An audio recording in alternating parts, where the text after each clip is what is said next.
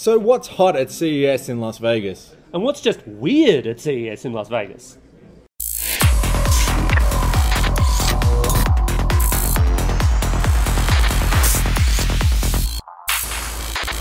Vertical Hold is proudly brought to you by Alcatel. Welcome to Vertical Hold, the tech show where we channel surf through the headlines in search of the big picture. This week we've taken the show on the road to the CES Electronics Show in Las Vegas.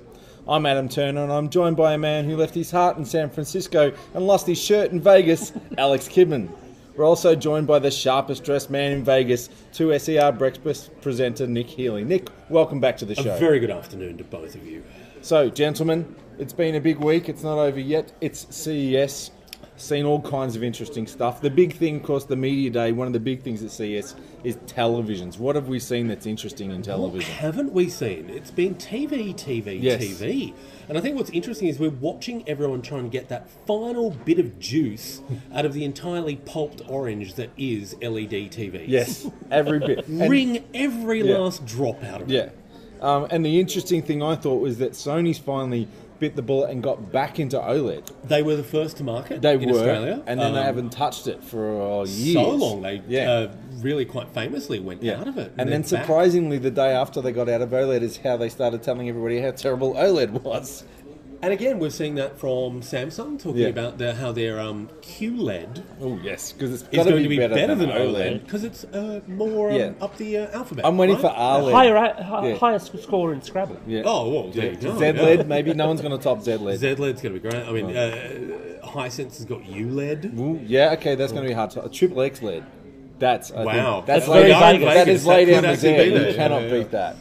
But Sony's having a bit of a bet both ways with this because they've got an OLED model, but they've still got their 2017 Bravias, which are still LED. Yeah. They're still playing in that camp. Massively so, and I think the issue is, as far as I know, is that manufacturing OLED is still a very difficult process. Yeah. And you still get maybe 30% of panels that you manufacture are failing. And I think a company like LG can eat that, but I don't know if Sony can. It's also a question of your yields get better every year, and the advantage that LG's got is they've been doing this for they still make LEDs as well. Yeah. But they've been making their OLEDs, and every year their OLEDs have been not just getting better but getting cheaper. And one of the reasons why they're getting cheaper is because they're getting better yields. Exactly. If Sony has got out of the OLED making business and back into it now, they might be using the same panel. I'm not sure if they've got different panel factories or if they use a different electronics in the back end, because I know behind the scenes a lot of these brands use some of the same stuff. They do. But however they do it, Yeah. they're still starting kind of from scratch again, and it might take them a year or two to get those yields up and to get the same performance. Look, it could take a while, but I think the other thing to note with Sony is what they've been doing with their smart TVs using Google's operating system. Yeah. Android TV, so good. Yeah. The Sony Bravias that are using Android are amazing to use, really good. They can put that in a 4K OLED panel with HDR. Hello. Yeah, absolutely. I reckon Sony's had the best. I've seen some terrible Android television implementations, some real stinkers. But yeah, I think of the Android ones I've seen, Sony's definitely the best. It's very optimized for television. It's not trying to muck around with clunky smartphone apps getting them to work. But that little voice in the back of my head says, yeah, but it's not an OLED. So, as you say, the best of both worlds. Although, very interesting. A lot of people reckon that sort of, what we're doing with quantum dot or nanoscale, whatever you want to call it, you are getting a better colour gamut than OLED.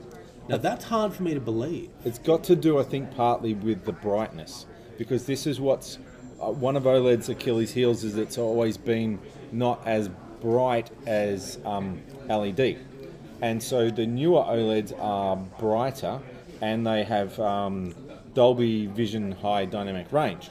And when you look at that and compare them, you look at the two black screens, you put on your favourite Star Wars movie, black screens, stars, whatever, you don't actually see much of a difference. Where it is, it's in the brightness. You go to a really bright scene, you look at, there's the Pan movie and the ship's sailing into the sunset, and with the Dolby Vision on and the brighter screen, you can still see the disk of the sun. Whereas when you turn that off, it's kind of lost more in the blur. So it's that high end, which is, as you say, it's the brightness of LED that's given them the advantage with the higher end colours.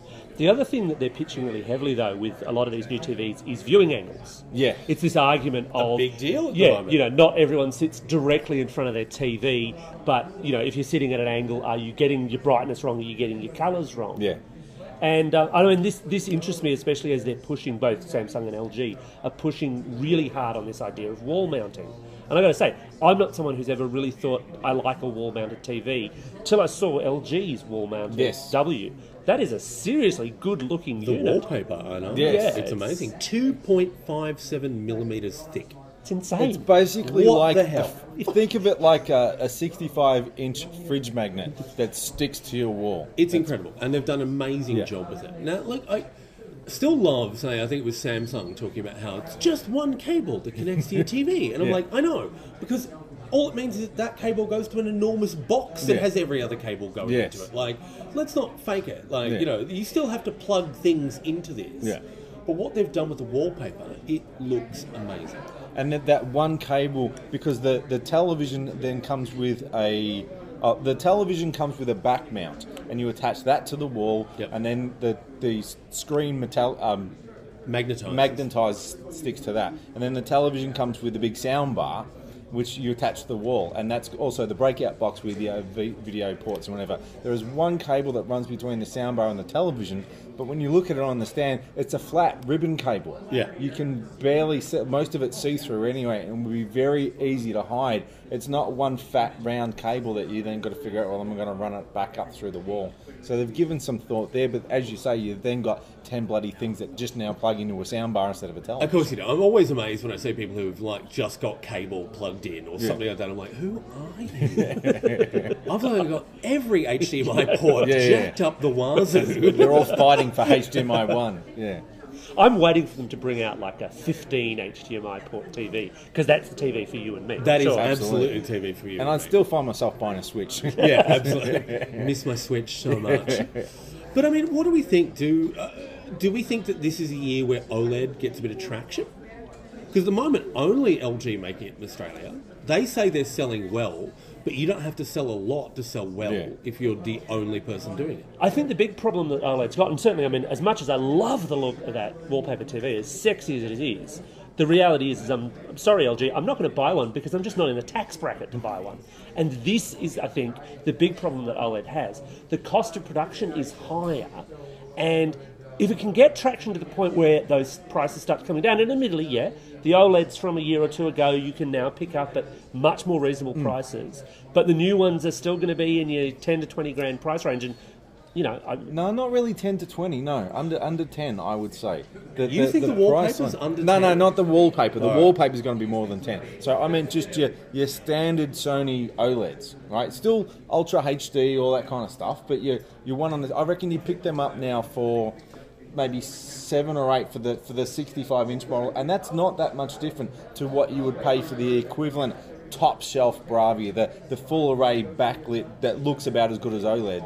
So it's not like you're paying 15 grand. But you compare that against an LED 4K TV, which is now crashingly cheap. Yeah. You can It's get... still and a there are some hard, pretty it's a hard, good one. Yeah, it's a hard sell in that space Yeah. to say, you know, I hope OLED does get traction. I think they can, I you know, agree. there's some amazing looking panels, but until they can actually get that momentum and that price of production down, it's still going to remain that really kind of hi-fi technology. And Sony will bring in the competition, maybe, that will bring it. It all depends on what Sony does in the next 12 months, what kind of price points they can hit and what kind of performance points. If those televisions can actually go toe-to-toe with LG, then that could be good for shoppers. It'll bring it down. It is worth noting, though, that in Australia, when we talk about Sony and Bravia, it doesn't even register on the sales. Yeah. Like, people are not grabbing it. No. And Because there's especially so not, many cheaper options. I've got to say, when you can go get a Hisense 4K, And they're bloody good, I was gonna $1,500, say they they're are a Hisense, great TV. 55-inch, $1,500 or less. It's crazy. And then you're looking at the $4,000 Bravia, and you're like, that is a nice TV. Yeah. What about this over here for $1,500? Speaking of screen sizes, and just in terms of the reference to CES, the one thing that doesn't seem to be happening anymore is the massive pissing contest over sizes. Oh my God, yeah, the 104-inch TVs. We've got the 105-inch TV. Yeah, well, we got 106. Boom, drops the microphone. But yeah, no, I'm not seeing that either. I mean, LG do have, and it's purely as a demonstration thing, a huge cavern of OLED TVs. The tunnel. Yeah. Tunnel. Which is, yeah, it's spectacular to look in, but, you're never going to sit there watching Star Wars on it. Although, now that I mention it, that's great. Lie on your back, this tunnel of things. Just ask them Star to put it Destroyer on, comes lie on the over. floor, see how it goes. We'll sneak in tonight when everybody's out. Yeah. So, what else we've seen? Smaller screens, laptops. You seen much in the way of laptops? Well, laptops are kind of they're an interesting CES thing in that CES is broadly meant to be about every single type of technology, of course. Yeah. But there's been a lot of competition in this space. So Lenovo came out and said, right, well, we're going to have a gaming brand. And Samsung came out and said, right, well, we've now got the Odyssey, which sadly we won't see in Australia at all. They've confirmed. We're definitely not. They've said to me that they're not going to bring the Odyssey to Australia, which is a pity because that's a nice looking machine. It is a nice looking gaming laptop. It came out of nowhere. Samsung have no background in gaming laptops. They're showing off something that looks incredible, and it's not coming to Australia. It's not coming to Australia. And then you had Razer have this concept, Valerie, which is a triple screen laptop. It's it's insane and it's brilliant and I love it to I've bits. got to go and look for this. Does it How unfold does it like work? a Rubik's puzzle? Like It's like a Chinese takeaway box. So at the moment it's at the concept stage, and what they showed me was working except for the unfolding section. They have one that unfolds, but that's not functional, and they're basically gauging interest. And they are going to, as Razer tends to, they are going to their gaming community and saying, hey, if we actually made this en masse, would you buy it? Yeah. But the basic idea is you have 3 4K screens, and the two side screens fold into the back of the existing screen. They flip out and around. that's yeah. amazing. Yeah. And it's the most and it's gorgeous and it's crazy and it's beautiful and it's stupid and I want one, but I can't afford one. Yeah. No, who could? But it's exactly the kind of thing that I love to see at somewhere like CES because it's just one of those out there products where you go, that's such a good idea and such an insane idea, and All I at pity the the poor same person time. who tries to lug it around all day because it's big and it's heavy, but... And Razer has always been on that cutting edge of, like, gaming tablets when people thought that was impossible. They've done the modular PC where you just needed new bits that just shuttled in. It was like, just looked like a rack and you just put any bits you needed into it. They've always been really clever about that. Yeah. I mean, in the gaming space, Dell is here, and obviously they have Alienware as their hard gaming brand, but they're also pushing a softer, more general consumer story by doing a gaming version of the Inspiron laptop, which they got Tom Holland, the guy who is the new Spider-Man, to launch this morning. But they're also doing a big push into creatives, into around the whole next Windows 10 update, which is meant to be for creative type people. Of course. So they have this thing called the Canvas, which is it's a bit like a Wacom tablet meeting a Surface. Okay. That you can either lie down flat or tilt up. They showed off Avid video editing on it in real time quite quickly. An amazing looking thing. And again, my brain says, wow, I kind of want one of those.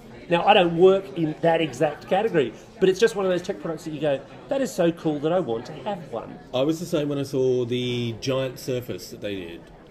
What was it called? The table? Yeah, Yeah, the that was the table. original Surface. Yeah. Was I was like, literally I a want that. table. I absolutely want Yeah. that. What would I do with it? Nothing dunno. whatsoever. Gaming's not really my thing, but what I found was interesting. Sorry, I know it's a blemish on my Door character. is that way, Yeah. sir. There was I was over at Belkin/Linksys looking at their gear, and they've got a router that's designed for gaming quality of service. It is the WRT32X, and sexy it name. uses something called killer networking. Now, I hadn't heard of that before, but that apparently it's built into a lot of gaming laptops, and it's a form of networking quality of service to ensure that gaming gets networking priority. Yeah. You see it in a lot of Alienware laptops, for example. That's great. Yeah. And it's specifically gaming quality of service. It's a real niche play, and it's an interesting niche play because there's a bunch of theoretically gaming routers, and obviously you can, if you're particularly handy, you can do a bit of this quality of service stuff yourself. Yeah. But where it's inbuilt and where it just works, to use a phrase, it can be really good and useful, Well, this- albeit not inexpensive. This killer networking is built into the router as well. So if it detects that the computer connected to the network also supports killer networking, then it gives that machine priority and can handle it over everything else. So you can be gaming and someone can be watching 4K Netflix in the next room, and it will ensure that you get priority over Netflix. That's great. You don't have to be a gamer to see how that's bloody practical and That is useful. absolutely great. So smart. Hey, just quickly, while we're talking networking stuff, what do we think of Linksys's Velop? Yeah, I had a look at that. Have you had a look Yeah, at yeah, that? yeah. So Smart. it's a smart idea, but it's the idea that network manufacturers have been selling for years, which is here is the one ring, here is the one networking product that you need to make your networking simple. Yes, and it never is. And well, this is the problem. Yeah. It's been promised a lot, and I'm keen to have a proper taste of it. They're very nicely designed. I'll give them that. They're gorgeous. They look they're- like little speakers. Just- They look like little Just to upright bring speakers. people up to speed on what they actually are. Traditionally, if you've got a wireless router at home and it doesn't reach down to the back room, what you'll do is somewhere in between there, you'll put an extender, and that'll extend the reach of your network. But you've then got to get the extender to play nicely with your main router. You also lose your bandwidth. The speeds aren't as fast if you're connected to the extender. Sometimes the extender and your main network can't share the same name. Sometimes they can. It depends which, and different brands don't play nicely, and it can be a real hassle. I have a small flat and I have Yes. 2 different Yeah, networks yeah. in there. Like, So what these Velop things are meant to be is rather than having your main base station and then one or more extenders, these act as a mesh, and there is no main one. No. You just spread that. You connect one of them via Ethernet port. So it's like if you know about Sonos networking for music, it's the exact same Actually, thing. a really You good way of plug putting it, yeah. one into almost like I get paid to explain these things to people. Yeah, you plug one of them in by an Ethernet cable into your modem, and then you spread the others through the house. And I didn't get a chance to test this out, but apparently the app, you just plug them in, and the app says, "Hey, I've just discovered a new one. Put in the name and password." Sets itself up, but the app also lets you find the best place to put it around your house. So you can have 3 or 4 of them spread around. The app will make sure they're in the right spots, but there's no, I'm connected to the secondary part of the network now, so I'm losing some performance. They are all treated equal. And they're all meant to intelligently handle your network so that if they work out, well, hang on, I'm in an area where this channel is really heavily saturated because it's a microwave or traditional other Wi-Fi killer nearby, they'll switch the whole network across. Yeah. And they'll just go, right, everything over to this because this is clear and this works well. Again, beautiful in theory, and I'm very, very keen to have a proper play with this to find out how well it works. Because that will really be where it proves itself. One nice thing with this, of course, and this is a big problem with CES, is an awful lot of what's on show at CES never makes it to Australia at all. Yeah, ever. This will. This absolutely April, will. I think they said. Yeah. That's going to be great. Now, speaking actually of stuff that never makes it, there's an awful lot of weird stuff at CES. yeah. The weirdest of the weird. Almost I all mean, of Vegas is weird to begin with. I know, but then you there's- throw in, Yeah. 180,000 people or something Yes. like that for Yeah. CES? It gets weirder. Yes. almost all of it seems to me, is on Kickstarter. Like, this seems to have become the model. I keep approaching people with slightly strange products, and I ask them about the pricing. They say, "Oh, well, we're on Kickstarter." So this is obviously taken over as the dominant funding model. There is part of my head that says, if you can afford a stand at Kickstarter, do you really need CES? Do you really need to be Maybe on you should Kickstarter? put the Maybe money not. into that But instead. Yeah. what's the weirdest stuff that we've seen? Look, I've got to say, and it was at CES Unveiled, so it was before the show started. They were so proud of it. I still don't get it. I've forgotten the name of it already. It was a post-it note printer. You wrote a note on your phone, and then it would print out on a post-it note. And that is solving a problem that nobody has ever had, ever. I have one of them. It's called a biro. Yeah, exactly. Like, it really made no sense. And Yeah. they were so chuffed with it. They were Would like, it take like any post-it note? Did you have to No. buy special post-it notes? absolutely special Yeah, post-it notes. absolutely. Yeah. So not only is it solving a problem that nobody It's probably had, got it's digital making rights it management. harder. Yeah, just it was. I don't get it. They loved it. Good on them. But I know you, sir, Yes. were kind of into the smart hairbrush. Well, as the man on vertical hold, the token guy with head of hair, Yes, that's it. I think it was like a bit Pops like on the your smart houses. toothbrush. It's make sure you brush a certain number of times and your technique's good and all that It kind could of also stuff. measure dryness, Dryness. and potential breakages. Well, okay, so there is a bit of hair health in there. Well, and Okay. also to be clear, this is Withings. Like they Yeah. live on this. Oh, yeah, they this do wasn't the some smart- random company. They Like, do the smart Scales. scales that and- can talk to everything also else. a lot of sleep Yeah. aids. I really, but again, you can buy a brush for $2 at the supermarket. But it's not going to tell you if your hair's dry. But I've got a hand that costs me nothing, and that can tell me if my hair's dry. I thought it was pretty impressive. I'm on board with it. Yeah. I'm 100% on board with it. You have a fabulous head of hair, so I could totally see the Thank you. use and need Thank for you. that. Probably my favourite strange, wacky, weird thing was the smart tea cube.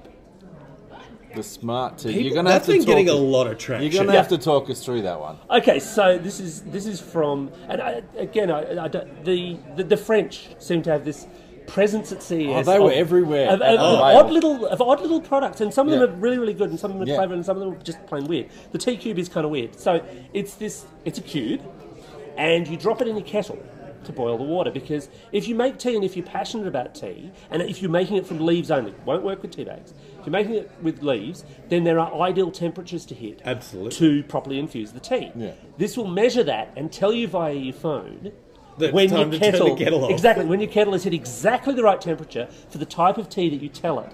Moreover, they will sell you tea caddies. And you drop your Earl Grey or your English breakfast or whatever your tea of choice is into that, and then you tell the app, right, this is my Earl Grey caddy, and then you can just drop the tea cube on the top of it, and it says, right, you're making the Earl Grey, and then you drop that in your kettle.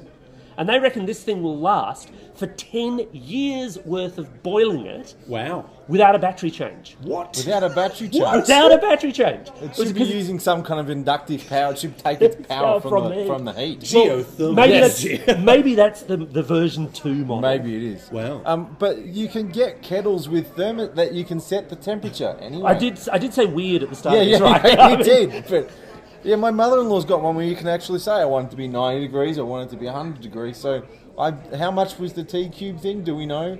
I'd be putting that money towards a kettle that with just a dial on it.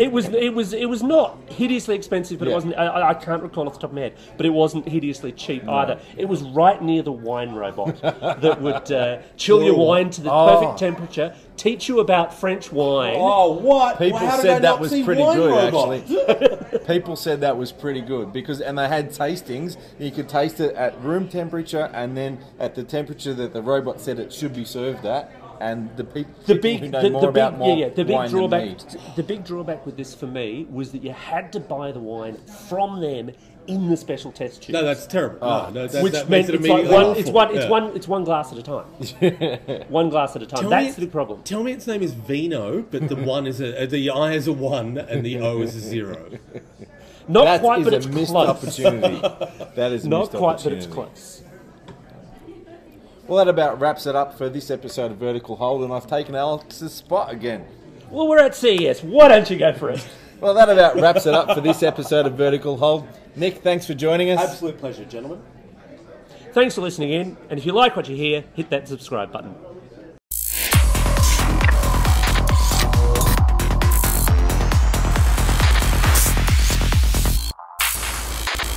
Vertical Hold is proudly brought to you by Alcatel.